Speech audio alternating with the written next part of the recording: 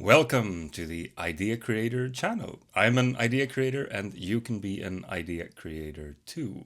It's free, it's fun, it's fast, and it helps you build your own portfolio of ideas, the secret weapon to kickstart your dream career. So just watch what I do and then do what I do, because an idea can be anything and anything can be turned into a piece of content. Ha! Really nailed that intro. Very happy with it. What can I say? All right, last time we explored the sketch format.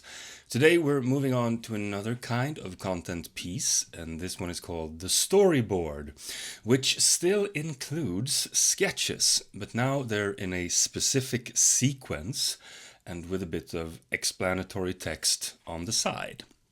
So very nifty. They're often used in filmmaking to plan out scenes, shots visually. Yeah, and these sketches, they don't need to be good. They don't need to be detailed. They just need to show what happens when and in what order, right? I personally don't make storyboards very often at all. I prefer to stick to the written word, as I might have said. But I wanted to create a solid storyboard example for you, my audience, who are probably in your 20s. So I needed a use case. And that meant that I had to go digging through my old idea list, right? Because I've been writing down ideas in my note-taking app for the last, 10 or 15 years or so, which means that I have a backlog. I have some to choose from. And the one I pulled out for this is 10 years old, maybe, perhaps more. And it came, again, from two things colliding in my brain and creating something. The first of those two things was photo apps that added filters to people's faces, right? They took off 10 years ago, like 2015, first as downloadable apps, and then they were built into bigger platforms like Snapchat. And the second thing was this Swedish MMA fighter, right? This celebrity who has those classic cauliflower ears that fighters get from years of training and sparring and fighting. And he really wore those ears as a badge of honor, right? Like it marked him out as a tough guy or a fighter, a professional, a warrior, right? Like it's a culture. Hockey players do the same. Like they proud to show off missing teeth, right? I don't really get that appeal, but when I don't get something, it tends to fascinate me, yeah? And I find it very fascinating that some people do. And so I thought to myself, what if there was a photo filter that gave people cauliflower ears, right? Let them see themselves as a fighter with the battered ears and all. And I'm personally not into fighting. I did judo and kung fu when I was a kid, but it didn't stick. And I've never used Snapchat, right? I'm old, Gandalf. But that's the thing. An innovation principle, you don't have to be an expert to come up with ideas. You can be an outsider looking in. That's often an advantage. Innovation often comes from the outside. So I had those two things, cauliflower ears and photo filters, which made for, it's a fun, entertaining idea. But I'm personally very seldomly satisfied with just entertaining, right, ideas. As an idea creator, I always want to add more value. So again, I applied that innovation principle I mentioned before, follow the money, yeah? So thinking about it that way, could this be useful to an organization, to a business? Could it be turned into a marketing campaign, right? Could it be used to promote something? So what if the filter wasn't just for laughs, but part of a fight promotion, right? So people can use it, they can share it with friends, and in the process they're helping advertise an upcoming fight or tournament. Maybe it could even go viral. It could have potential to go viral, especially among young men, right, who are into fighting or martial arts or MMA culture, right, and they look up to these professional fighters. Which I never did. I don't understand it. But hey, people are different. So first, I imagined like a small local fight event in Stockholm. And that was top of mind to me because I went to one of those back when I was like 19 and I tried Kung Fu. But then I caught myself as an idea creator and I thought, can I think bigger here, right? That's another innovation principle. Think bigger. There's this notion that you can think 10x, right? You can think 10 times bigger than what you're currently thinking. Or how can I build something that changes the lives of 1 million people or 1 billion people? Let's up the ante even more, right? That comes from tech startup thinking in Silicon Valley and so forth. And it's a mindset that goes really well with my own creation, idea creation, where we're building portfolios, not products per se. And since we don't really most often have to build the full thing anyway, why not crank it up to 11? Yeah, why not show that we can dream big and think big and that we have potential for working on really big projects and great things, right? If that's what we want, like climb a career ladder or something, then let's do it. Let's think bigger. So for this example, I scaled stuff up from a local fight event in Stockholm to a world level MMA event, mixed martial arts in Las Vegas, which apparently is the fighting capital of the world. I didn't really know that. Now I do.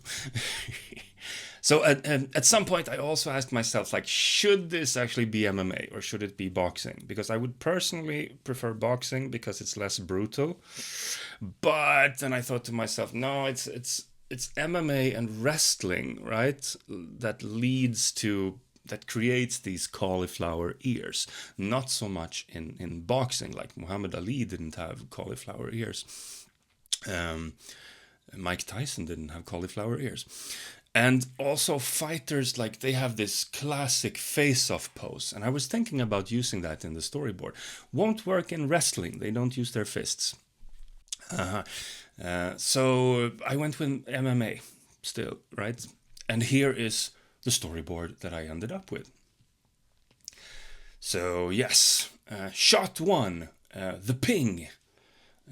Ping, communicating, communicative ping, right? That's why I call it that. A phone lies on a cafe table. It buzzes. Snapchat notification appears. Liam sent you a snap. Shot 2, the protagonist. Protagonist in storytelling means the hero. Medium shot, that means we're just showing, his upper body, not all of him. Young man picks up his phone. He looks curious, thumb ready to open the snap. Shot 3, the buddy's snap. Full screen snap of the buddy Liam. He is grinning with cauliflower ears. Snapchat overlay, you in? Question mark.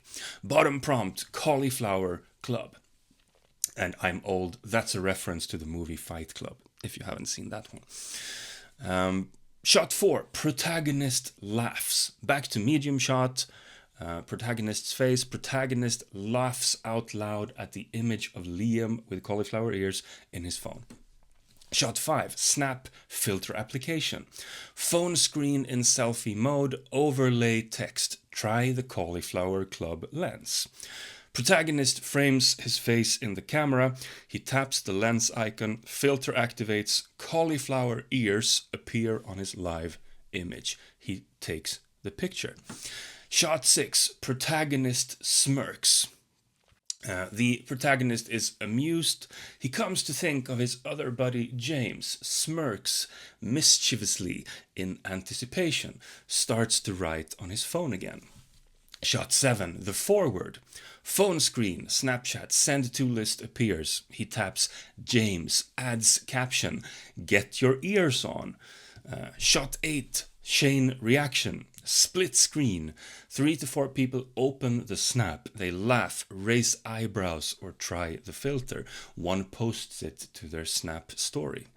Shot 9. Event reveal. Massive LED billboard in Las Vegas at night. 2 MMA fighters face off in classic stance larger than life. Text on screen, MMA World Finals, Las Vegas, September 21st. So yeah, that's it. That's my storyboard that I have created for a viral campaign idea where a photo filter sets off a chain reaction that promotes a fictional MMA event. Yeah, that's a mouthful. But hey, we live in a world with high tech, so sometimes things become a little bit convoluted, not so very straightforward. And that's fine. Does the idea make sense? Yeah, I think so, maybe. Have I been able, though, to express the idea, the core idea, and the potential of the idea?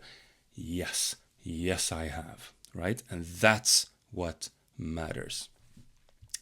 Creative work, it doesn't always result in perfect clarity. Sometimes, most often, the process is messy, and sometimes the result is a bit messy. And that's fine. In idea creation, that is fine. We're allowed to leave things a bit open-ended. We can leave them half-baked. We can call them works in progress, right? And we don't have to be perfectionists. Similarly to the last video with the previous sketch content piece, right? There I made a game, started with a board game, turned out to be a card game, but I could have done more to that, right? If I were interested, if I wanted to. I could have added a fake brand name, right? I could have created a made-up company, right? So it would sound something more similar to a product like, Warhammer by Games Workshop, right? That would have made it more fleshy, the idea, not so bare-boned.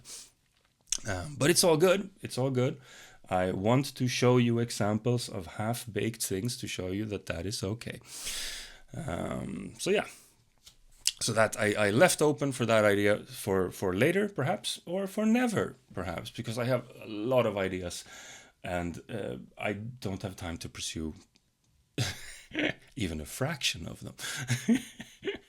So yeah, I do actually want to deep dive a little bit more into my process. I've explained quite a bit about my process in this video. This becomes a bit of a longer video. But I think it's useful for you who are really interested in sketches. So let's do that. Or for you who just want to make a storyboard, right? You might want to do what I do and cheat a bit and use AI. That's fine. So what I did, I'm mostly text-based. I think in text. I started writing the texts, the text descriptions, the shot descriptions, as I call them here. And I wrote out 11 of them at first, right? And then I asked my AI to help refine those descriptions. But there I ran into a problem, right? Because AI don't think in 3 dimensions. They don't live in the real world. And I thought that I was really bad at spatial thinking. I'm classically very bad at spatial thinking, like placing things, like if I'm decorating a room, right? I always buy a couch that's too big or something like that. Oh man. But it's easy to forget that the AI has never experienced living in a 3-dimensional space. So it kept suggesting impossible shots, like one shot showing the protagonist's face and the phone screen he is looking at the same time. And you can't do that. That's two separate shots, right? You need a shot of face, shot of phone. And then it also stacked similar shots in a row. That would be called a jump cut in filmmaking, which isn't great at all. No, you need to alternate. You need to do, phone, face, phone, not phone, phone. Like two shots of a phone. Everything just jumps. It looks really, really bad.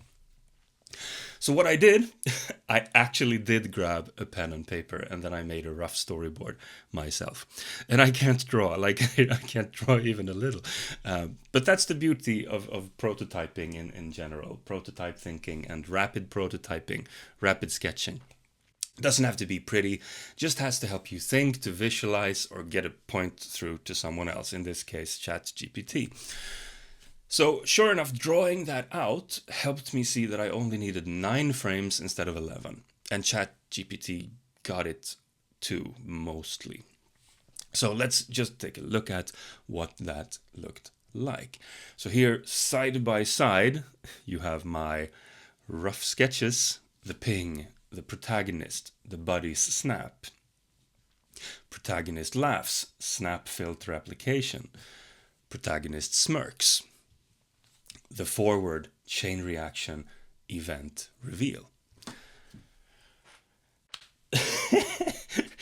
That's a bit shameful, but it's transparent, so I'll give that to you. That's on me. I made this storyboard. I used to work in advertising. I used to work as a casting and screen test director. Then I would receive storyboards, so I know about them from that. I don't usually make them, but I have made this one, and I have, as usual, printed it out, and into my portfolio of ideas it goes. That makes for 5 content pieces, actually, right now in my folio, with more to come. So stick around, subscribe. And just remember, if I can do this without knowing a lot about MMA, without using Snapchats, I never ever did. I'm old Gandalf again. And without being able to draw better than like a 4-year-old, then you can definitely do it too. That's fine. This took me maybe like half a day to make, mostly because the visuals slowed me down and the AI kept doing weird stuff. But now it's done. I took an idea, it was kind of just for fun, then I added some perceived value, I structured it into images, turned that into a visual content piece. And it's clear enough what it's about, and it shows the potential. It could perhaps conceivably become something that goes viral, could have some impact and value for the right organization and the right audience. So yeah, if you're already subscribed, then like and comment. Next up, I'm going to do a small portfolio update and talk a little bit about portfolio strategy, how you might want to structure your own portfolio and your own content, which content pieces to make. And after that, we'll move into more ideas that I have and that I'm shamelessly presenting to the world through making this little video series, which is almost like an online course. Man, this is so much in so many things at once. I don't know. But yeah. Keep working on your own ideas, right? We're only getting started. I have a lot more stuff to give to you. But just getting started and writing something down, right, can be really great just to get you off the ground. Thank you so much for watching, sticking with me, and I will see you in the next one. Let's do it.